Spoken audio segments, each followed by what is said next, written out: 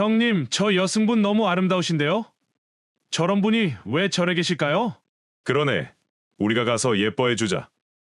여러분 지금 어디서 이 이야기를 듣고 계신가요?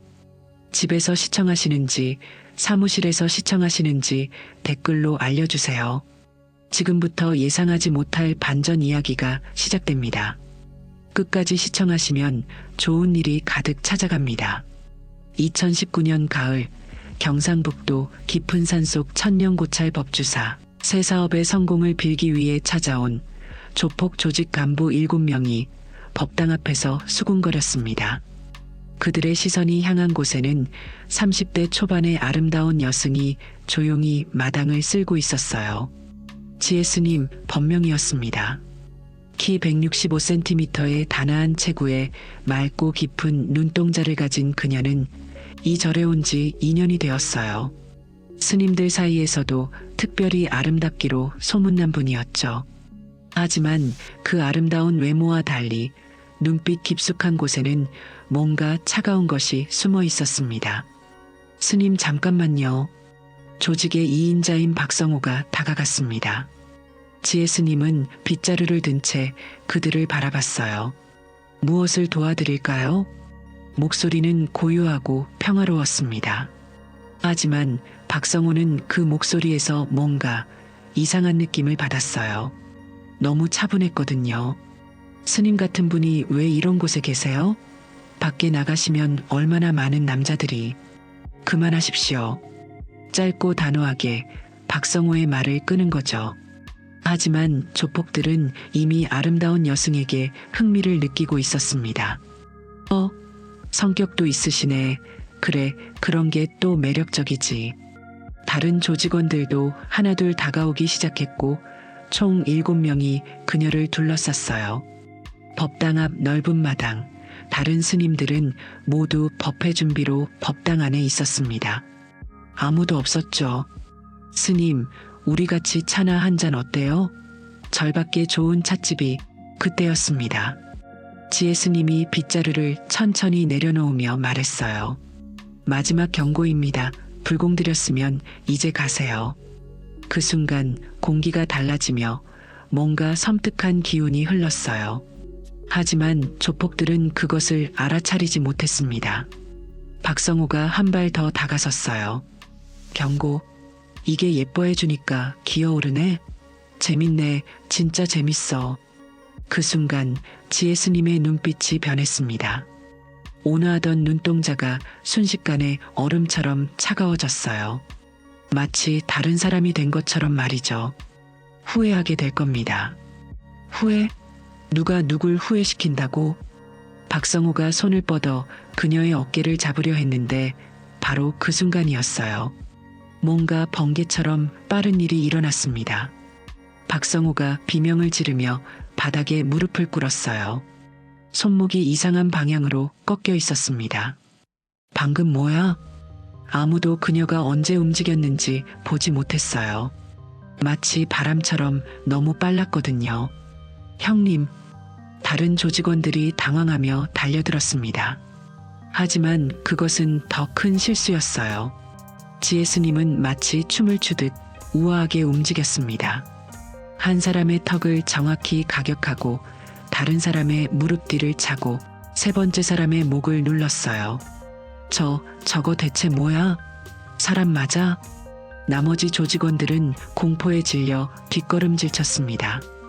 그들 앞에 선 여승은 더 이상 평범한 스님이 아니었어요. 인간의 한계를 뛰어넘은 존재처럼 보였습니다. 여러분, 이 여승이 누구인지 알면 정말 놀라실 거예요. 지혜 스님의 본명은 한지윤이었습니다. 32세인 그녀가 이 절에 온 것은 2017년 늦가을이었어요. 갑자기 나타나서 출가를 원한다고 했죠. 시주님, 출가는 쉬운 일이 아닙니다. 정말 마음을 정하셨나요? 주지스님이 물었을 때 그녀의 대답은 단호했습니다. 네, 스님. 속세와 완전히 인연을 끊고 싶습니다. 목소리에 깊은 슬픔이 배어 있었어요. 주지스님은 더 이상 묻지 않았습니다. 절에 오는 사람들은 모두 각자의 아픈 사연이 있으니까요. 하지만 지혜 스님의 사연은 상상을 초월하는 것이었어요. 그런데 말입니다.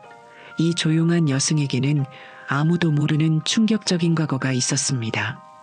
2010년부터 2017년까지 그녀는 대한민국에서 가장 비밀스러운 조직의 요원이었어요. 707 특임대, 공식적으로는 존재하지 않는 부대였습니다. 실버, 타겟 위치 확인했나? 네, 확인 완료. 3분 후 제거하겠습니다. 코드명 실버로 불렸던 그녀는 7년간 총 23번의 극비 임무를 수행했어요. 모두 완벽하게 성공시켰죠. 국가의 적들을 조용히 제거하는 것이 그녀의 일이었습니다. 그것도 흔적 하나 남기지 않고 말이에요. 그녀의 실력은 전설적이었습니다. 맨손으로 적 3명을 30초 안에 제압할 수 있었고 저격 실력은 50m 거리에서 동전을 맞출 정도였어요. 무엇보다 그녀만의 특기가 있었습니다. 상대방의 급소를 정확히 파악해서 한 번에 무력화시키는 것이었죠. 하지만 2017년 마지막 임무에서 뭔가 잘못되었어요. 타겟을 제거한 후 그가 사실 무고한 사람이었다는 것이 밝혀진 거였습니다. 조작된 정보였던 거죠. 지훈 미안하다. 우리도 속았어. 대령님, 넌 이제 자유야. 모든 기록을 지웠으니 새로운 삶을 살아라. 그 말을 듣는 순간 그녀는 모든 것을 내려놓기로 결심했습니다. 더 이상 누군가를 해칠 수 없었거든요. 그래서 선택한 것이 출가였어요. 절에서의 인연은 평화로웠습니다. 새벽 4시에 일어나 예불을 드리고 경전을 읽고 마당을 쓸고 공양을 준비했어요. 단순하고 반복적인 일상이었지만 그녀에게는 구원이었습니다. 피로 얼룩진 과거를 씻어내고 있었거든요. 지혜야, 너는 정말 성실하구나. 감사합니다, 스님. 다른 스님들은 그녀를 좋아했어요. 말수는 적었지만 무엇이든 완벽하게 해냈고 누구보다 부지런했습니다. 하지만 가끔, 아주 가끔씩 그녀의 눈빛이 차가워질 때가 있었어요. 특히 절에 불순한 의도로 찾아오는 사람들을 볼 때였습니다. 그때마다 과거의 실버가 깨어나려 했지만 그녀는 애써 참았어요. 이제는 평범한 스님으로 살고 싶었거든요. 그런데 바로 오늘 이 불량한 무리들이 저를 찾아온 거였습니다. 박성호가 이끄는 동해파라는 부산 소재 조직이었습니다. 최근에 새로운 사업을 시작하면서 성공을 기원하러 온 거였죠. 하지만 이들의 진짜 목적은 따로 있었어요. 형님, 이 절이 돈이 될 것 같은데요? 관광객들 많이 오고. 그래, 보호비 받을 만하지. 박성호는 40대 중반의 건장한 남자로 부산에서 꽤 이름 있는 조직의 2인자였죠. 키 180cm의 근육질 몸매, 목과 팔에는 문신이 가득했습니다. 그는 자신의 완력을 과신하고 있었어요. 우리가 이 절을 보호해주는 대신 매달 얼마씩 받으면 되잖아. 다른 조직원들도 고개를 끄덕였습니다. 모두 20대 후반에서 30대 초반의 젊은 남자들이었어요. 평소에 힘으로 모든 걸 해결해온 사람들이었죠. 그런데 지혜 스님을 본 순간 그들의 관심이 완전히 딴 데로 쏠렸습니다. 와, 정말 예쁘다. 저런 여자가 왜 스님이 됐을까? 아깝지 않나? 나 같으면 절대 스님 안 시켜둬. 그들은 점점 더 대담해졌어요. 처음에는 멀리서 구경만 하던 것이 이제는 직접 다가가서 말을 걸기 시작한 거였습니다. 스님, 우리 같이 차 한잔 어때요? 지혜 스님이 거절하자 박성호가 나섰어요. 그렇게 겁먹지 마세요. 우리도 절에 와서 기도드린 신도잖아요. 그렇습니다. 돌아가세요. 목소리는 여전히 차분했지만 뭔가 다른 느낌이었어요. 스님이 우리한테 명령조로 말해? 재밌네. 박성호가 비웃으며 한 발 더 다가섰어요. 그 순간 지혜 스님의 눈빛이 변했습니다. 온화하던 눈동자가 순식간에 얼음처럼 차가워졌고 마치 다른 사람이 된 것처럼 말이죠. 마지막 경고입니다. 경고. 누가 누굴 꼽주는 거야? 박성호가 손을 뻗어 그녀의 어깨를 잡으려 했습니다. 바로 그 순간이었어요. 뭔가 번개처럼 빠른 일이 일어났습니다. 으악! 박성호가 비명을 지르며 바닥에 무릎을 꿇었어요. 손목이 이상한 방향으로 꺾여 있었습니다. 뼈가 부러진 소리가 또렷하게 들렸죠. 어떻게? 아무도 그녀가 언제 움직였는지 보지 못할 정도로 빨랐습니다. 형님, 다른 조직원들이 당황하며 달려들었습니다. 하지만 그것은 더 큰 실수였어요. 지혜스님은 마치 춤을 추듯 우아하게 움직였습니다. 탁! 첫 번째 놈의 턱을 정확히 가격했어요. 그는 즉시 의식을 잃고 쓰러졌습니다. 휙! 두 번째 놈의 무릎 뒤를 차서 균형을 잃게 만들었어요. 푹! 세 번째 놈의 목옆 급소를 눌러 마비시켰습니다. 30초도 안 걸렸어요. 그야말로 정광석화 같은 움직임이었습니다. 저거 뭐야? 괴물 아니야?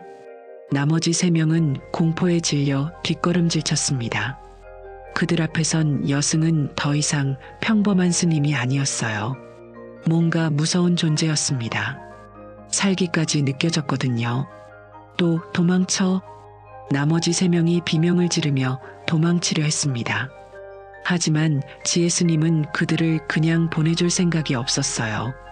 한번 건드린 이상 확실히 정리하고 싶었거든요. 휙! 돌멩이 하나가 날아와 도망치는 놈의 다리를 맞췄습니다. 그는 비틀거리며 넘어졌어요. 살려주세요. 잘못했습니다. 하지만 지혜스님의 표정은 차가웠습니다. 마치 감정이 없는 기계 같았어요. 이때의 그녀는 완전히 과거의 실버가 되어 있었습니다. 잘못을 했으면 대가를 치러야죠. 목소리도 완전히 달라졌어요. 온화한 스님의 목소리가 아니라 차갑고 무서운 암살자의 목소리였습니다. 그런데 바로 그때였습니다. 지혜야! 주지스님의 목소리가 들렸어요. 법당에서 나오시는 길이었습니다. 지혜스님은 순간 정신을 차렸고 자신이 무엇을 하고 있었는지 깨달은 거죠. 아, 스님. 그녀의 눈빛이 다시 온화해졌습니다. 하지만 이미 늦었어요. 주지스님은 마당에 쓰러진 조폭들을 보고 깜짝 놀랐거든요. 이게 무슨 일이냐? 스님, 이분들이 저에게 무례하게 굴어서. 그래도 이렇게까지 할 일은 아니었잖니. 주지스님의 목소리에는 실망감이 배어 있었어요. 지혜스님은 고개를 숙였습니다. 자신도 모르게 과거의 본능이 튀어나온 거였어요. 죄송합니다, 스님. 그때 박성호가 간신히 일어나며 소리쳤습니다. 이 여자가 갑자기 저희를 공격했어요. 우리는 아무것도 안 했는데. 하지만 주지스님은 이미 상황을 파악하고 있었어요. 이런 일이 처음이 아니었거든요. 가끔 불량한 사람들이 절에 와서 스님들을 괴롭히곤 했으니까요. 시주님들, 절에서는 조용히 해주십시오. 더 이상 문제를 일으키시면 경찰에 신고하겠습니다. 우리가 뭘 잘못했다고. 가세요. 주지스님의 단호한 목소리에 조폭들은 더 이상 버틸 수 없었어요. 다친 동료들을 부축하며 절을 나갔습니다. 기다려! 이 일 이렇게 안 끝나! 박성호가 마지막으로 악을 쓰며 소리쳤어요. 하지만 그의 목소리는 떨리고 있었습니다. 공포 때문이었죠. 절이 조용해진 후 주지스님이 지혜스님을 불렀어요. 지혜야, 방으로 와라. 네, 스님. 주지스님의 방은 소박했습니다. 낡은 경상과 몇 권의 경전만 있을 뿐이었어요. 두 사람은 마주 앉았습니다. 지혜야, 너에게는 무슨 사연이 있는 것 같구나. 말하고 싶지 않으면 하지 않아도 된다. 하지만 한 가지는 확실하다. 너는 보통 사람이 아니야. 주지스님의 눈빛은 따뜻했어요. 하지만 그 안에는 걱정도 섞여 있었습니다. 스님, 저는 과거는 중요하지 않다. 중요한 건 지금이야. 너는 지금 스님이고 이곳은 부처님의 땅이다. 죄송합니다. 사과할 일이 아니다. 다만 앞으로는 더 조심해야 한다. 너의 그 능력이 다른 사람들에게 알려지면 절에도 문제가 생길 수 있어. 하지만 박성호는 그냥 물러날 사람이 아니었어요. 절에서 나온 후 그는 자신의 조직원들을 모았습니다. 손목은 여전히 아팠지만 분노가 더 컸어요. 형님, 우리가 여자 하나한테 당했다는 게 말이 됩니까? 맞아요, 형님. 이런 식으로 당하고만 있으면 우리 체면이. 조직원들도 화가 나 있었어요. 자존심이 상했거든요. 하지만 박성호는 뭔가 이상함을 느꼈습니다. 야들아, 그 여자 뭔가 이상하지 않았니? 무슨 말씀이세요? 움직임이 너무 빨랐어. 보통 사람 같지 않았다고. 사실 박성호는 젊은 시절 태권도를 했었어요. 검은띠까지 땄을 정도로 실력이 있었습니다. 그런 그가 한 번에 제압당했다는 게 말이 안 됐어요. 형님, 설마 그냥 스님이겠어요? 뭔가 배운 게 있을 거예요. 그래도 여자잖아. 우리가 제대로 덤비면. 박성호는 고민에 빠졌어요. 자존심은 상했지만 섣불리 덤볐다가는 더 큰 봉변을 당할 수도 있었거든요. 일단 그 여자가 누군지 알아보자. 뭔가 수상해. 그는 부산에 있는 자신의 인맥들에게 연락을 돌렸어요. 혹시 그런 실력을 가진 여자에 대한 정보가 있는지 알아보려 했습니다. 한편 절에서는 저녁 예불 시간이었어요. 지혜 스님은 다른 스님들과 함께 법당에 앉아 연불을 하고 있었습니다. 하지만 마음이 편하지 않았어요. 나무 아미타불, 나무 아미타불. 연불을 하면서도 자꾸 오늘 일이 떠올랐습니다. 자신도 모르게 과거의 본능이 나온 것이 충격이었어요. 2년 동안 평화롭게 살면서 잊고 지냈는데 한순간에 실버가 되어버린 거였거든요. 예불이 끝난 후 지혜 스님은 혼자 마당으로 나왔어요. 달빛이 환했습니다. 고요한 절의 밤이었죠. 정말 바뀐 줄 알았는데 그녀는 자신에게 실망했어요. 진짜로 평범한 스님이 되고 싶었는데 결국 본성은 숨길 수 없었나 봅니다. 그런데 바로 그때였어요. 휴대폰이 울렸습니다. 절에서는 휴대폰 사용이 금지되어 있었지만 주지 스님만 비상용으로 하나 가지고 있었어요. 그런데 지금 울리는 건 그 폰이 아니었습니다. 지혜 스님은 당황했어요. 자신은 휴대폰이 없었거든요. 그런데 어디선가 신호음이 들려왔어요. 벨소리는 자신의 방에서 나고 있었습니다. 그녀는 급히 방으로 들어갔어요. 그리고 침대 밑에서 오래된 휴대폰 하나를 발견했습니다. 이게 왜 여기에? 그것은 2년 전에 폐기했다고 생각했던 707 특임대전용 비밀 휴대폰이었어요. 화면에는 낯선 번호가 떠 있었습니다. 손이 떨렸어요. 이 폰이 울린다는 것은 누군가 그녀의 과거를 알고 있다는 뜻이었거든요. 그것도 매우 위험한 누군가 말이에요. 잠시 망설이다가 그녀는 통화 버튼을 눌렀습니다. 여보세요. 실버, 오랜만이야. 목소리를 듣는 순간 지혜 스님의 얼굴이 창백해졌어요. 그 목소리의 주인을 알고 있었거든요. 블랙, 어떻게? 깜짝 놀랐지? 내가 절에 숨어 있는 줄 알고 있었어. 블랙은 707 특임대의 또 다른 전설적인 요원이었어요. 지훈과 함께 활동했던 동료이자 라이벌이었습니다. 뭘 원해? 직접 만나서 얘기하자. 내일 밤 12시 절 뒤쪽 산길에서. 싫어. 나는 이미 그 세계와 인연을 끊었어. 호호, 그럴까? 오늘 조폭들한테 보여준 실력을 보면 아직 많이 남아있던데? 지혜 스님은 소름이 끼쳤어요. 블랙이 오늘 일을 알고 있다는 것은 자신을 감시하고 있었다는 뜻이었거든요. 만나지 않으면 어떻게 될지 궁금하지 않아? 블랙의 목소리에는 위협이 섞여 있었어요. 지혜 스님은 손을 꽉 쥐었습니다. 협박하는 거야? 협박이라니, 우리 사이에 그런 말이 어디 있어? 그냥 옛 동료로서 만나자는 거야. 하지만 지혜 스님은 블랙을 너무 잘 알고 있었어요. 그는 절대 단순한 만남을 제안하는 사람이 아니었거든요. 블랙, 나는 정말로 모든 걸 끝냈어. 더 이상 그 일에 관여하고 싶지 않다고. 그래. 그럼 오늘 그 조폭들한테 보여준 건 뭐야? 취미로 사람을 제압하는 거야? 말문이 막혔어요. 정말로 자신도 모르게 튀어나온 본능이었는데 블랙은 그것까지 다 보고 있었던 거였어요. 1분만 줄게. 올지 말지 정해. 참고로 말하자면 내가 안 오면 그 조폭들한테 내 정체를 알려줄 생각이야. 전직 707 특임대 암살 요원이라고 말이지. 순간 GS님의 혈압이 치솟았어요. 그렇게 되면 정말 끝이었거든요. 조폭들이 그 사실을 알면 절대 가만히 있지 않을 거였어요. 알겠어. 내일 밤에 보자. 좋아. 그래야 우리 실버답지. 통화가 끊어졌어요.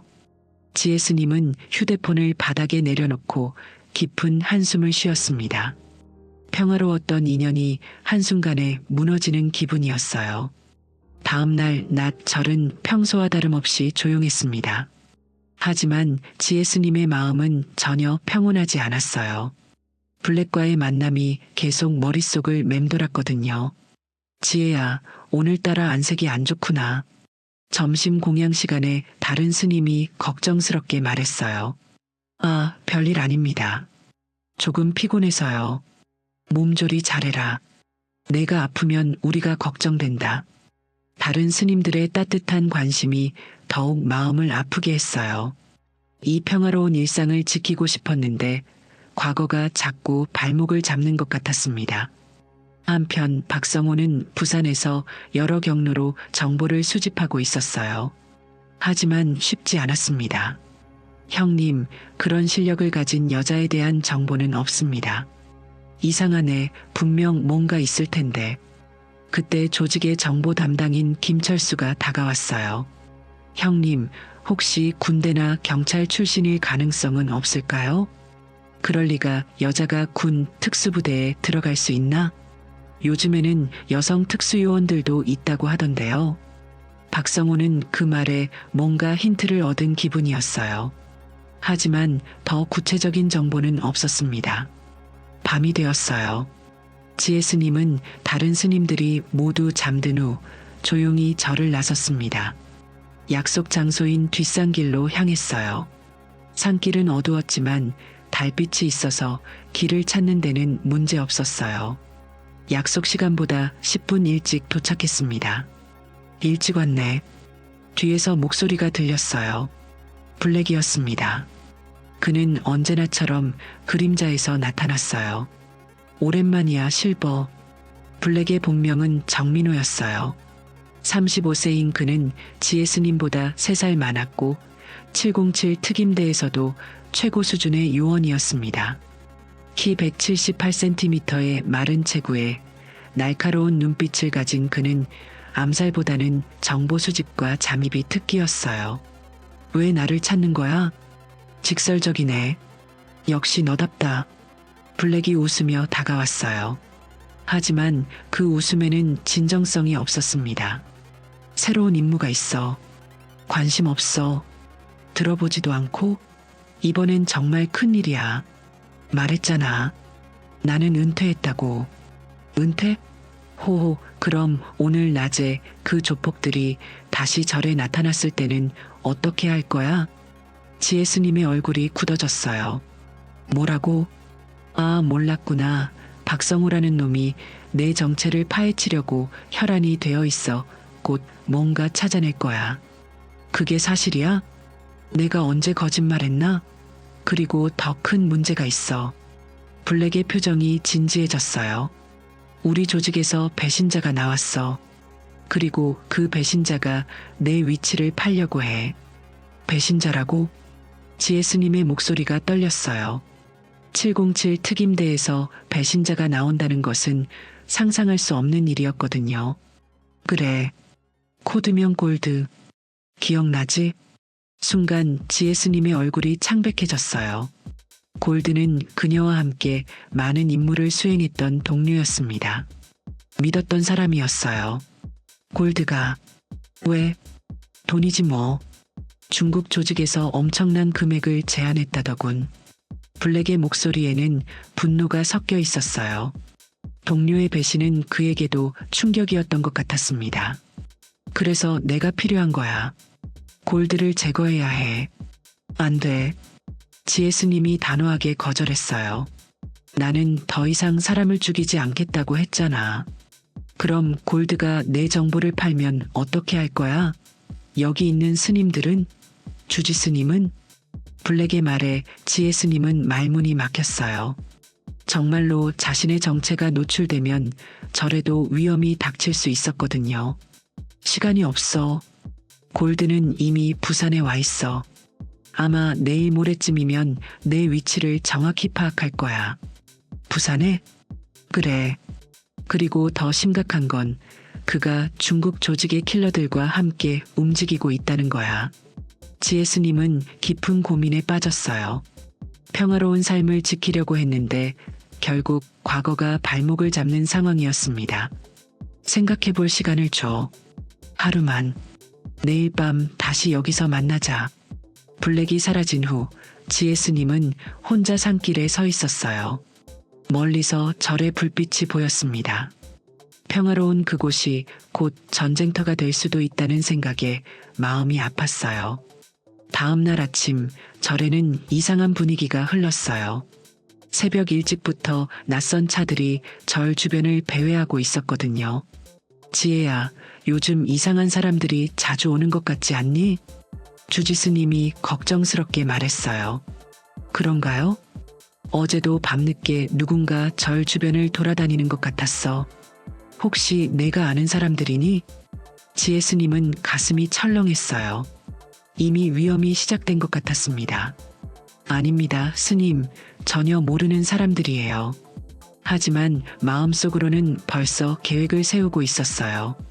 만약 정말 위험한 상황이 벌어진다면 어떻게 절의 스님들을 보호할 것인가를 말이죠.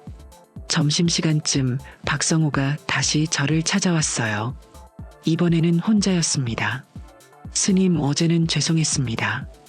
그는 지혜 스님에게 정중하게 인사했어요. 하지만 눈빛에는 뭔가 다른 것이 있었습니다. 무슨 일로 오셨나요? 사실 스님에 대해서 궁금한 게 있어서요. 궁금한 것이요? 스님은 출가하시기 전에 뭘 하셨나요? 직접적인 질문이었어요. 지혜 스님은 순간 긴장했지만 차분하게 대답했어요. 그냥 평범한 직장인이었습니다. 어떤 일을 하셨는지. 개인적인 질문은 대답하기 어렵습니다. 박성호는 아쉬운 표정을 지었어요. 하지만 포기하지 않았습니다. 혹시 운동을 하셨나요? 어제 보니까 움직임이 심상치 않던데. 태권도를 조금 배웠을 뿐입니다. 태권도로 저런 실력이 나올까요? 박성호의 목소리에 의심이 스며들었어요. 지혜 스님은 이 상황이 위험하다는 것을 느꼈습니다. 더 이상의 질문은 받지 않겠습니다. 돌아가세요.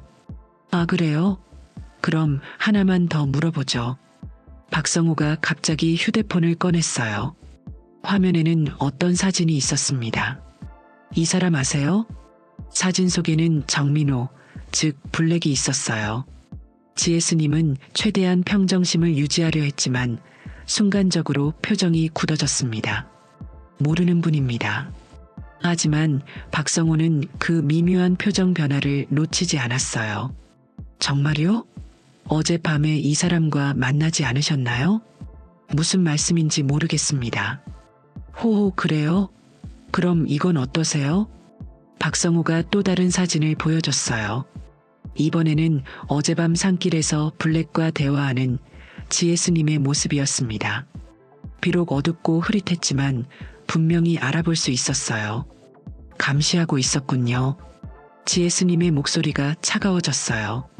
감시라니요. 그냥 궁금해서 따라가 봤을 뿐인데 재미있는 걸 봤네요. 뭘 원하세요? 스님의 정체가 궁금해요. 정말 궁금하다고요. 박성호의 눈빛이 날카로워졌어요. 그는 뭔가 큰 비밀을 찾아낸 것 같은 확신에 차 있었습니다. 그만하십시오. 지혜 스님의 목소리에는 경고가 담겨 있었어요. 하지만 박성호는 멈출 생각이 없었습니다. 스님, 저는 이런 일로 밥을 먹고 사는 사람이에요.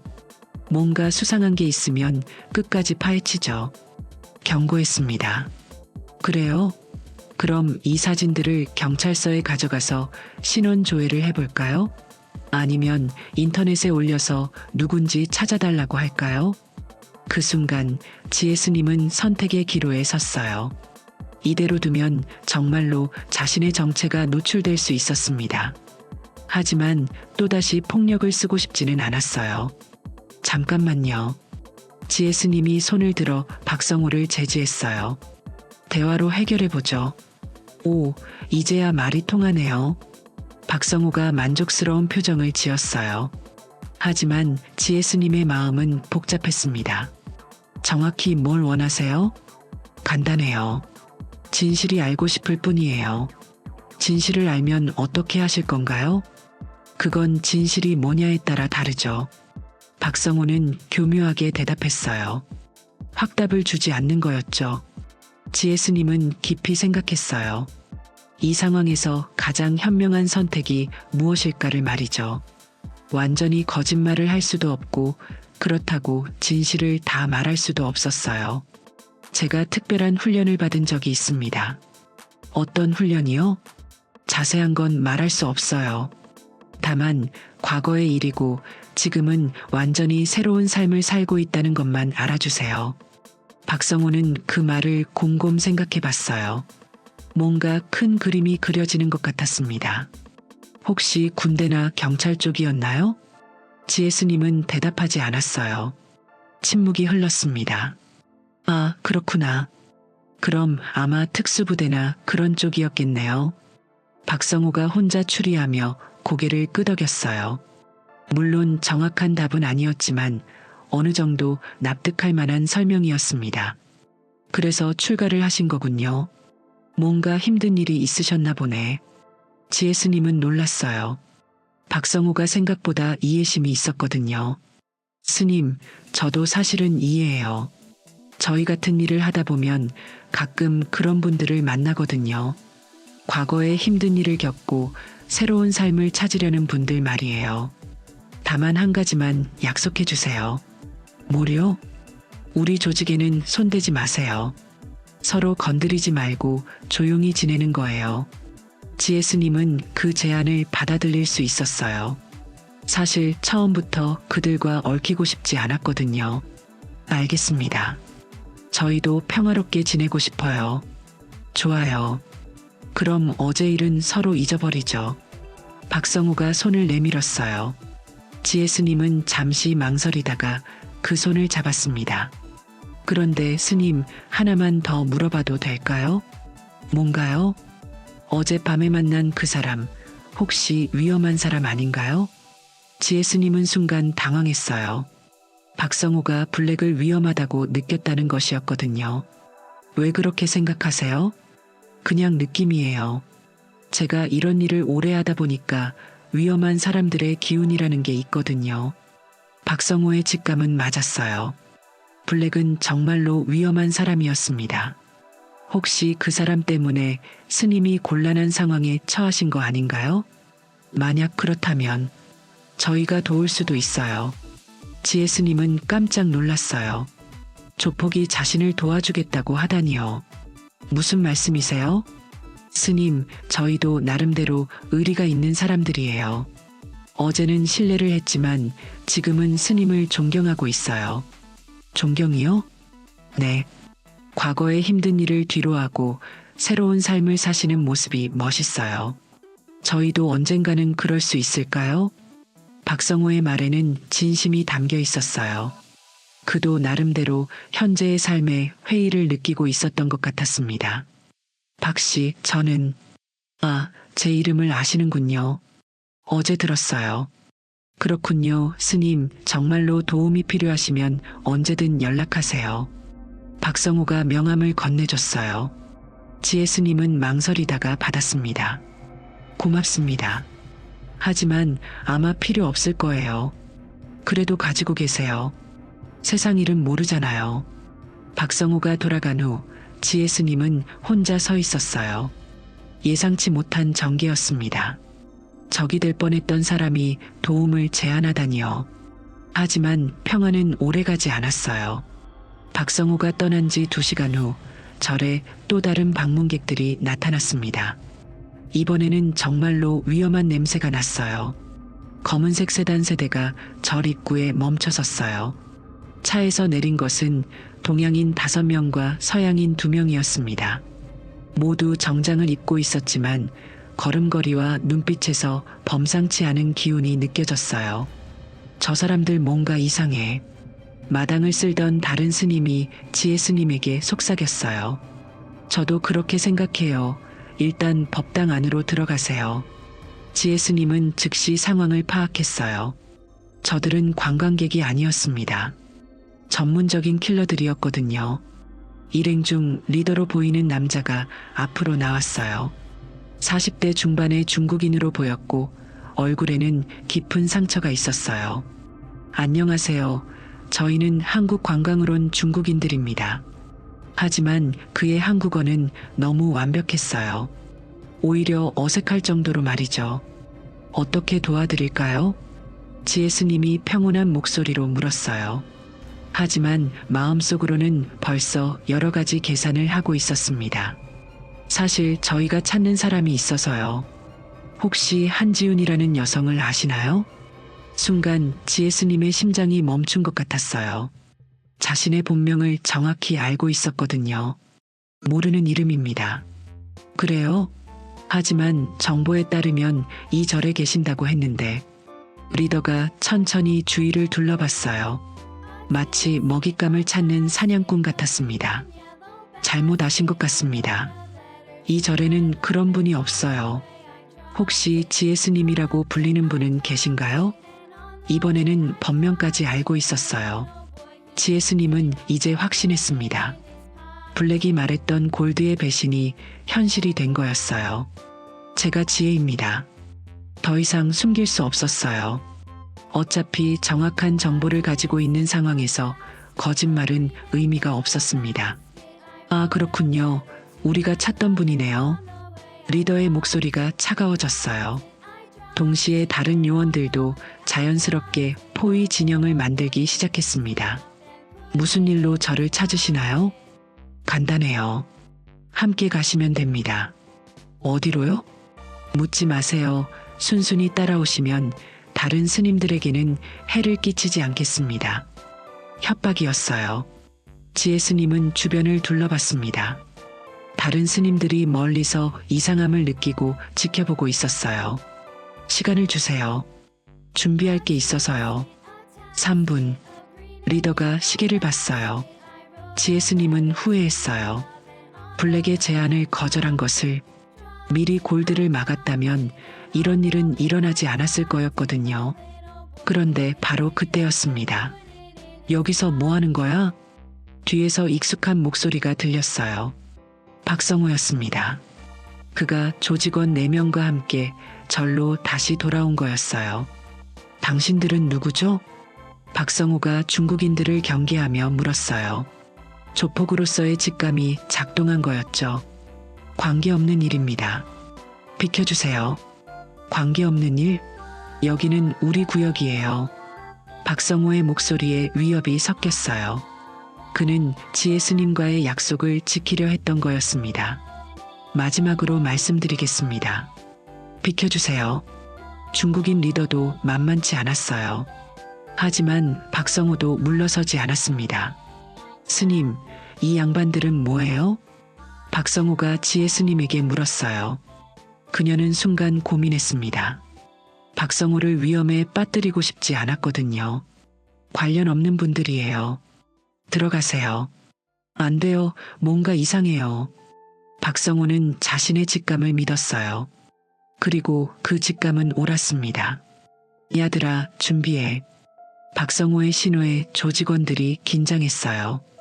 반대편 중국인들도 마찬가지였습니다. 불필요한 충돌은 피하고 싶습니다. 중국인 리더가 말했지만 이미 상황은 일촉즉발이었어요. 그럼 돌아가세요. 그럴 수는 없습니다. 바로 그 순간 뭔가 결정적인 일이 일어났습니다. 중국인 중 한 명이 재키잔으로 손을 넣는 것을 박성호가 봤어요. 총? 박성호가 소리치며 몸을 숙였습니다. 동시에 지혜 스님도 움직였어요. 순식간에 절 마당이 전쟁터가 되었습니다. 하지만 이 싸움에서 가장 무서운 존재는 따로 있었어요. 바로 지혜 스님이었습니다. 2년 동안 잠들어 있던 실버가 완전히 깨어났거든요. 총성이 울렸습니다. 하지만 놀랍게도 쓰러진 것은 중국인 킬러였어요. 지혜 스님이 번개같이 움직여서 그의 손목을 꺾고 총을 빼앗은 거였습니다. 모두 엎드려. 지혜 스님이 소리쳤어요. 하지만 박성호와 그의 조직원들은 이미 각자의 무기를 꺼내고 있었습니다. 스님, 뒤로 빠지세요. 박성호가 외쳤지만 지혜 스님은 이미 전투 모드에 들어가 있었어요. 2년 동안 잠들어 있던 실버가 완전히 깨어난 거였습니다. 탕, 탕, 총성이 연이어 울렸어요. 하지만 지혜 스님은 마치 춤을 추듯 총알을 피해 다녔습니다. 그리고 한 명씩 적들을 제압해 나갔어요. 첫 번째 킬러의 다리를 차서 넘어뜨리고 두 번째 킬러의 목을 정확히 눌러 기절시켰습니다. 세 번째 킬러가 총을 겨누자 돌멩이를 던져 손목을 맞췄어요. 이제 보니 괴물이 아니라 귀신 같네. 박성호도 놀랐어요. 지혜 스님의 실력이 상상을 초월했거든요. 하지만 중국인 리더는 만만치 않았어요. 그 역시 상당한 실력자였습니다. 역시 707 특임대 출신이군. 당신이 골드에게서 정보를 받았나 보네요. 맞아, 골드가 내 모든 것을 알려줬어. 리더가 냉소적으로 웃으며 다가왔어요. 그의 손에는 특수 제작된 단검이 들려 있었습니다. 하지만 내가 2년 동안 쉬고 있는 사이 우리는 더 강해졌어. 리더가 단검을 휘둘렀어요. 지혜 스님은 간신히 피했지만 스님복이 찢어졌습니다. 스님, 박성호가 도와주려 했지만 다른 킬러들이 그를 막았어요. 그의 조직원들도 각자 싸우느라 정신이 없었습니다. 지혜 스님과 리더의 1대1 대결이 시작되었고 둘 다 최고 수준의 실력자였습니다. 챙, 챙, 단검과 지혜 스님의 손날이 부딪혔어요. 불꽃이 튈 것 같은 격렬한 싸움이었습니다. 2년 동안 수행만 하더니 실력이 떨어졌네. 그럴까요? 지혜 스님이 말하는 순간 그녀의 움직임이 달라졌어요. 더 빨라지고 더 정확해졌습니다. 마치 진짜 실력을 숨기고 있었던 것 같았어요. 휙, 팍. 지혜 스님의 손날이 리더의 손목을 쳤어요. 단검이 날아갔습니다. 어떻게? 수행은 몸과 마음을 더 강하게 만들어요. 지혜 스님이 차분하게 말했어요. 그리고 정확히 리더의 급소를 눌렀습니다. 리더는 즉시 쓰러졌어요. 나머지 킬러들도 이미 박성호의 조직원들에게 제압당했거나 지혜 스님에게 당한 상태였습니다. 끝났네. 박성호가 숨을 거칠게 쉬며 말했어요. 그의 팔에는 총상이 있었지만 심각하지 않았습니다. 다치셨네요.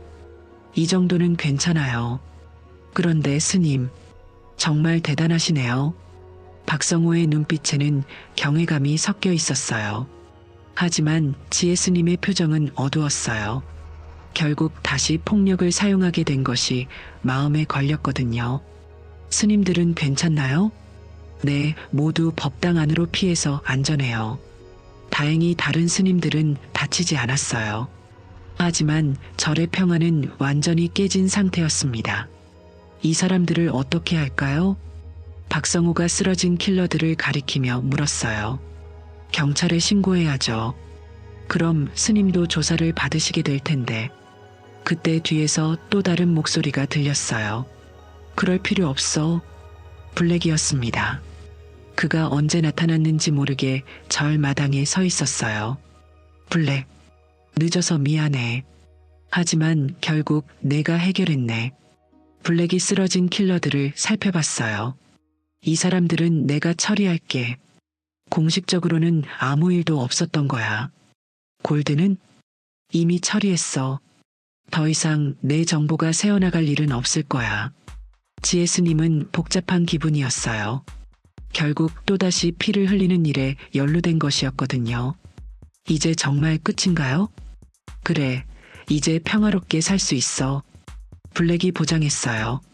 하지만 지혜 스님은 알고 있었습니다. 한번 깨어난 실버는 다시 잠들기 어렵다는 것을 말이에요. 사건이 정리된 후 절은 다시 고요해졌어요. 하지만 이전과는 완전히 달랐습니다. 보이지 않는 긴장감이 흘렀거든요. 블랙과 그의 팀이 모든 흔적을 지웠어요.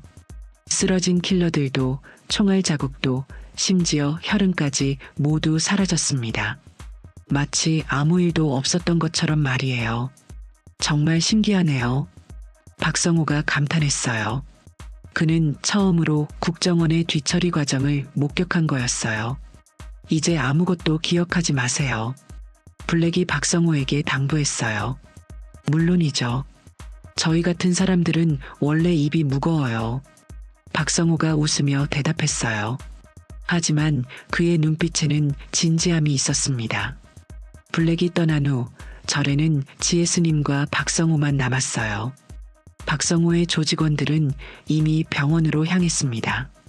다행히 심각한 부상자는 없었어요. 스님, 정말 괜찮으세요? 네, 괜찮아요. 하지만 지혜 스님의 목소리는 평소와 달랐어요. 뭔가 무거운 것을 짊어진 것 같았습니다. 스님, 솔직히 말해주세요. 힘드시죠? 박성호의 예상치 못한 질문이었어요. 지혜 스님은 그를 바라봤습니다. 왜 그렇게 생각하세요? 눈빛이요. 뭔가 슬퍼 보여요. 박성호는 생각보다 섬세한 사람이었어요. 지혜 스님의 내면을 알아챈 거였죠. 저는 다시는 이런 일을 하고 싶지 않았어요. 지혜 스님이 처음으로 솔직한 심정을 털어놨어요. 그럼 왜 하셨어요? 다른 선택이 없었어요. 여기 계신 스님들을 보호해야 했으니까요. 아, 그렇구나. 박성호가 고개를 끄덕였어요.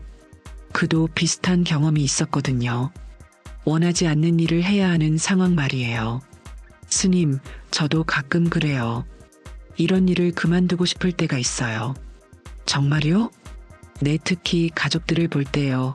제 딸이 아빠가 뭐 하는 사람인지 알게 되면 어떨까 하는 생각이 들어요.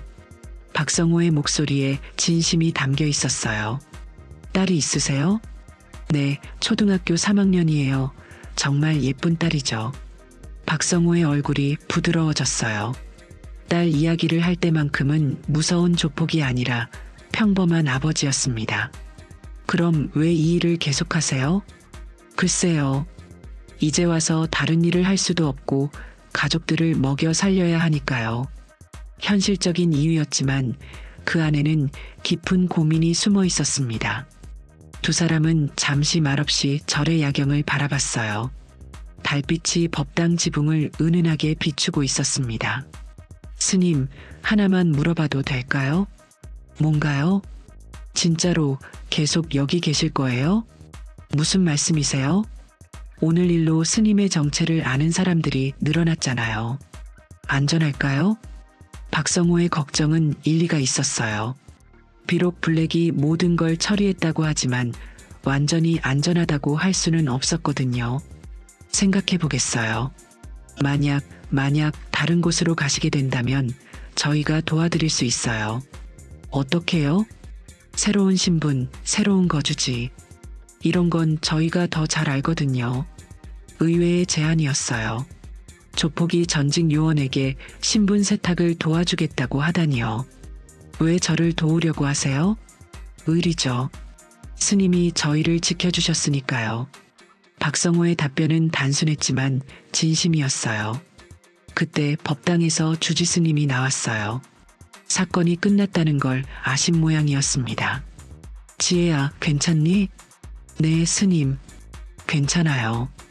이분은? 주지 스님이 박성호를 바라봤어요. 도움을 주신 분이에요. 그렇군요. 고맙습니다. 주지스님이 정중히 인사했어요. 박성호도 깍듯이 인사를 받았습니다. 지혜야, 방으로 와라. 할 이야기가 있다. 주지스님의 표정이 진지했어요. 뭔가 중요한 이야기가 있는 것 같았습니다. 그럼 저는 이만 가겠습니다. 박성호가 자리를 떴어요. 떠나면서 지혜 스님에게 작은 종이를 건네줬습니다. 제 번호예요. 정말 필요하시면 언제든 연락하세요. 박성호가 떠난 후 지혜 스님은 주지 스님을 따라 방으로 갔어요. 마음이 무거웠습니다. 주지 스님이 무슨 말씀을 하실지 알 것 같았거든요. 주지 스님의 방에서 둘이 마주 앉았어요. 촛불 하나만이 어둠을 밝히고 있었습니다. 한참 동안 침묵이 흘렀어요. 지혜야, 오늘 일로 많은 것이 드러났구나. 주지 스님이 먼저 입을 열었어요. 죄송합니다, 스님. 사과할 일이 아니다. 다만 이제 선택을 해야 할 때가 온 것 같구나. 선택이요? 너의 과거와 현재, 그리고 미래에 대한 선택 말이다. 주지 스님의 목소리는 따뜻했지만 단호했어요. 저는 계속 여기 있고 싶어요. 정말 그럴 수 있을까? 무슨 말씀이세요? 지혜야, 오늘 내가 보여준 모습을 봤다.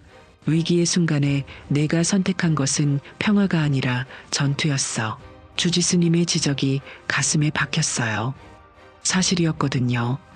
하지만 다른 스님들을 보호하려고. 그래, 그 마음은 이해한다. 하지만 그 방법이 과연 스님다운 것이었을까? 지혜 스님은 대답할 수 없었어요. 자신도 그 순간 완전히 과거의 실버가 되어 있었다는 것을 알고 있었거든요. 스님, 저는 어떻게 해야 할까요? 그것은 내가 정해야 할 일이다. 하지만 한 가지는 분명하다. 뭔가요? 진정한 수행자는 폭력으로 문제를 해결하지 않는다. 설령 그것이 선한 목적이라 할지라도 말이다. 주지 스님의 말이 마음에 깊이 울렸어요. 그럼 제가 여기 있으면 안 되는 건가요? 그런 게 아니다. 다만 내가 진정으로 원하는 것이 무엇인지 다시 한번 생각해 보라는 것이다. 저는 평화롭게 살고 싶어요. 정말로요. 그럼 평화롭게 살 수 있는 방법을 찾아야 한다. 과거의 방식이 아닌 새로운 방식으로 말이다. 주지 스님이 일어서며 창밖을 바라봤어요. 지혜야, 내게는 특별한 능력이 있으니 그 능력을 어떻게 사용할 것인가가 중요한 것이다. 어떤 의미인지. 악을 물리치는 방법은 폭력만이 아니다. 때로는 지혜가, 때로는 자비가 더 강한 힘을 발휘한다. 그 말을 듣는 순간 지혜 스님은 뭔가 깨달은 것 같았어요. 스님, 혹시... 그래, 내 생각이 맞다. 이 절을 떠날 필요는 없다. 하지만 진정한 변화가 필요하다. 다음 날 아침 지혜 스님은 새로운 결심을 했어요. 더 이상 과거의 방식으로 문제를 해결하지 않기로 한 거였죠.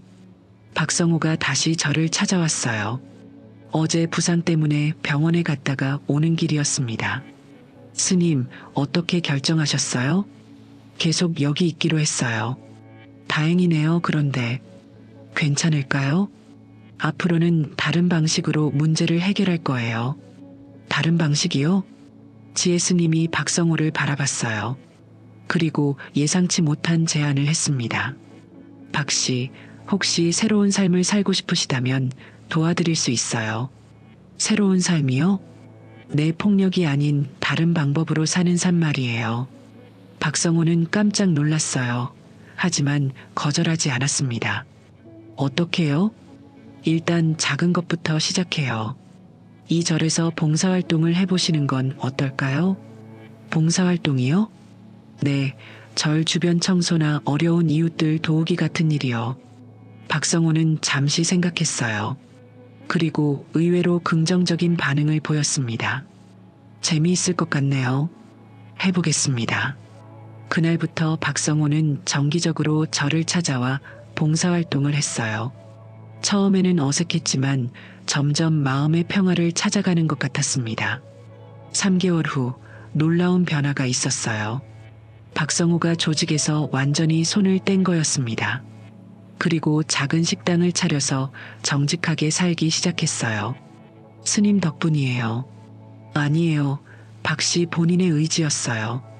그래도 계기를 만들어주신 건 스님이잖아요. 지혜 스님도 변했어요.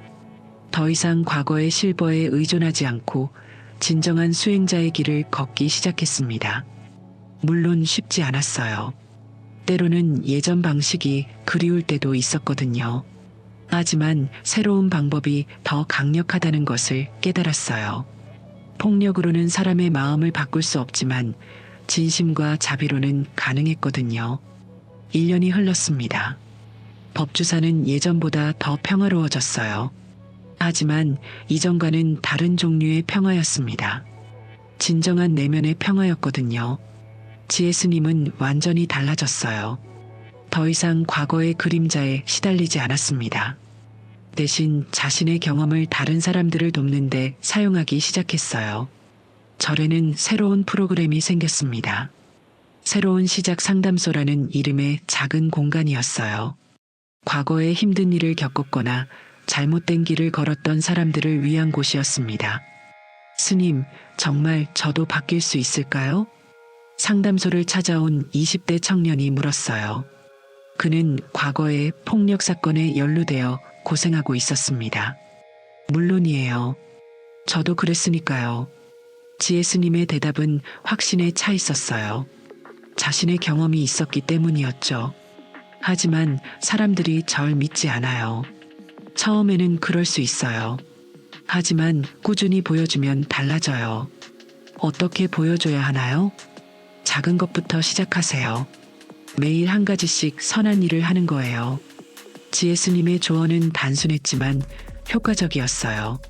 실제로 상담소를 거쳐간 많은 사람들이 새로운 삶을 찾았거든요. 박성호도 그중 한 명이었어요. 그는 이제 행복한 밥상이라는 작은 식당을 운영하고 있었습니다. 특별한 건 그 식당에서 어려운 사람들에게 무료로 식사를 제공한다는 것이었어요. 딸아, 아빠가 자랑스럽지? 네, 아빠 최고예요. 박성호의 딸은 이제 아빠를 진심으로 자랑스러워했어요. 그리고 가끔 아빠와 함께 절에 와서 봉사활동을 했습니다. 지혜 이모, 딸이 지혜 스님을 보면 항상 반갑게 뛰어왔어요. 안녕 지민아, 오늘도 아빠 도우러 왔구나? 네, 저도 좋은 일 하고 싶어요. 아이의 순수한 마음이 모든 사람을 미소 짓게 만들었어요. 어느 날 블랙이 다시 저를 찾아왔어요. 하지만 이번에는 공무가 아니었습니다.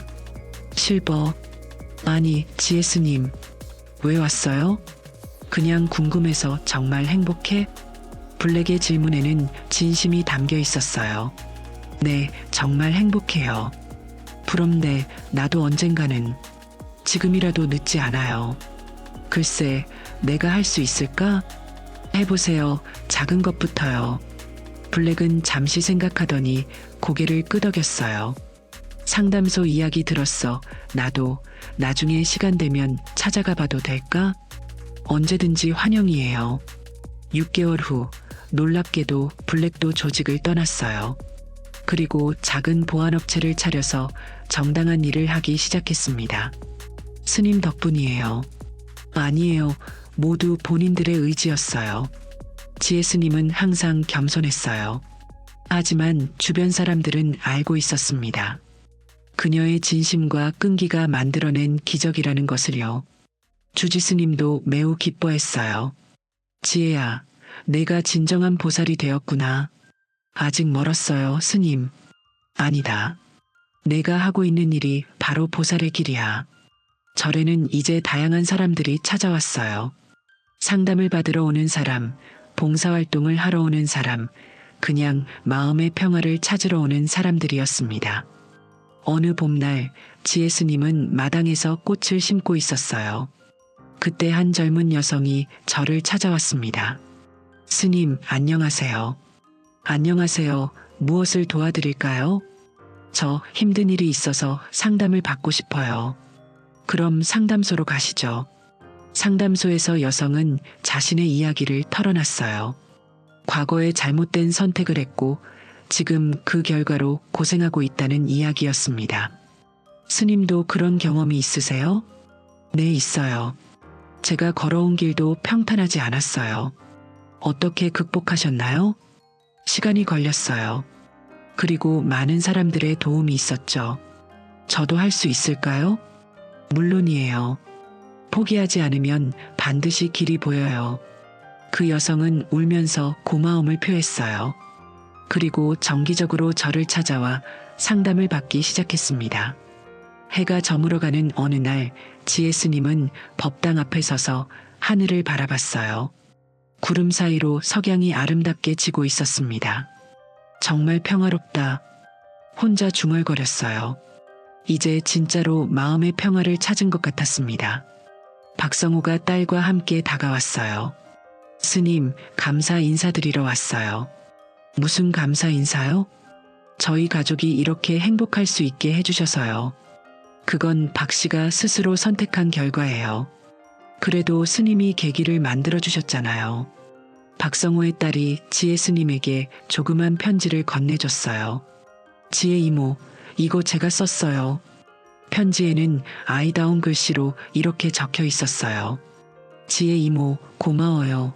아빠가 좋은 사람이 된 건 이모 덕분이에요. 저도 커서 이모 같은 사람이 되고 싶어요. 편지를 읽는 지혜 스님의 눈에 눈물이 맺혔어요. 행복한 눈물이었습니다. 고마워, 지민아. 그날 밤 지혜 스님은 오랜만에 일기를 썼어요. 오늘로 새로운 삶을 시작한 지 2년이 되었다. 처음에는 과거를 지우려고만 했지만 이제는 과거를 받아들이고 그것을 좋은 일에 사용하는 방법을 배웠다. 앞으로도 더 많은 사람들이 새로운 시작을 할 수 있도록 돕고 싶다. 그것이 내가 찾은 진정한 평화의 길이다. 여러분, 이 이야기는 여기서 끝이에요. 하지만 지혜 스님의 새로운 이야기는 계속되고 있습니다. 그리고 그녀의 주변에서는 매일 작은 기적들이 일어나고 있어요. 때로는 과거가 우리를 괴롭힐 수도 있어요. 하지만 그 과거조차 새로운 시작의 밑거름이 될 수 있다는 것을 이 이야기가 보여주지 않나요? 진정한 변화는 가능하며 그 변화는 우리 주변의 모든 사람들에게 따뜻한 영향을 미칠 수 있답니다.